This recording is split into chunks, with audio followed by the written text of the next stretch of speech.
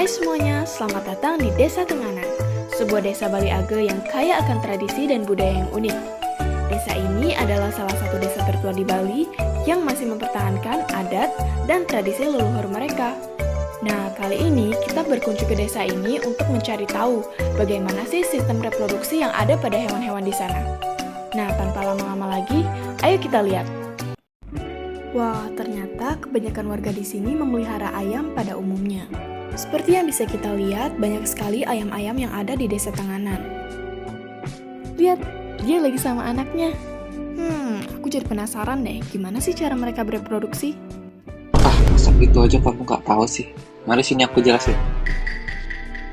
Jadi ayam jantan itu punya dua testis yang menghasilkan sperma. Sedangkan ayam betina itu punya yang namanya ovarium yang menghasilkan sel telur atau ovum.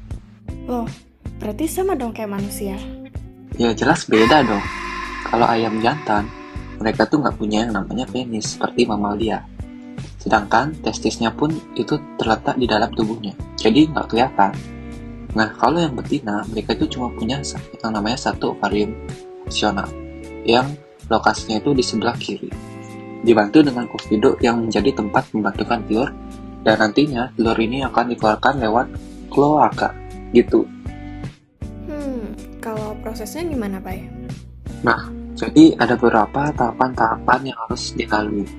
Yang pertama dimulai dengan perkawinan, di mana pada saat perkawinan ini, ayam jantan dan ayam betina ini akan siap kawin, dan mereka akan melakukan perkawinan.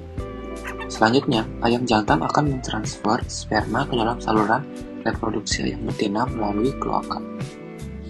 Dan fase selanjutnya yaitu adalah pembuahan, di mana pada fase pembuahan ini, sperma yang masuk itu akan membuahi ovum di dalam saluran reproduksi ayam betina. Selanjutnya, pembuahan ini itu terjadi secara internal. Nah, untuk fase ketiga, yaitu pembentukan telur, setelah pembuahan, adanya zigot atau sel telur yang telah dibuahi. Nah, zigot itu akan bergerak ke bawah saluran reproduksi ayam betina. Dan di sepanjang saluran ini, zigot ini akan dikelilingi oleh berbagai lapisan, termasuk kuning telur, putih telur, dan juga cangkang. Dan juga proses pembentukan telur ini itu memakan waktu sekitar 25-26 jam. Lalu di fase keempat yaitu ada pengeluaran telur, di mana telur yang telah terbentuk sempurna itu akan dikeluarkan oleh ayam betina melalui kloaka. Dan proses pengeluaran telur ini disebut oviposisi. Wah, ternyata prosesnya panjang juga ya. Nah, tapi tunggu dulu. Selain itu, reproduksi ayam itu juga dipengaruhi oleh beberapa kombinasi faktor. Seperti yang pertama ada faktor genetik atau faktor keturunan. Selanjutnya ada faktor lingkungan, di mana seperti cahaya, suhu, kualitas udara itu juga berpengaruh. Yang ketiga adalah faktor nutrisi, seperti pakan, air.